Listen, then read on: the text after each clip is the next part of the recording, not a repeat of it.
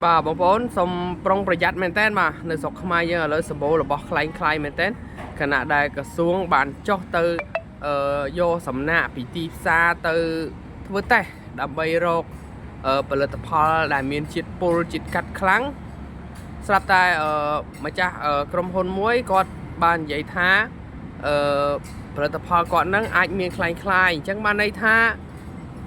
បើគាត់មានផលិតផលស៊ីនហើយនៅមានអ្នកផលិតខ្លែងទៀតចឹងបានន័យថាប្រព័ន្ធនៃការបង្កើតរបស់ខ្លែងវាទលំទលាយវាខ្លាំងមែនតើបងប្អូនលក្ខណៈថាដល់ថ្នាក់មានការ copy ចម្លងផលិតផលផ្សេងដើម្បីទៅលក់អញ្ចឹងគួរតែចាត់វិធានការលើពួកដែលបង្កើតរបស់ខ្លែងនឹងមួយទៀតជាព្រោះអីនៅលើទីផ្សារយើងវាមានរបស់ខ្លែងវាមានម្ចាស់ស៊ីននាំចូលហើយស្រាប់តែមានរបស់ខ្លែងដែលលួចលាក់ផលិតខ្លួនឯងទៀតដែលធ្វើផលិតដែលគេយកសំណាក់ទៅផលិតទៅវាមានជាតិគីមីខ្លាំងខុសពីអ្វីដែលម្ចាស់ដើមគេនិយាយបងប្អូន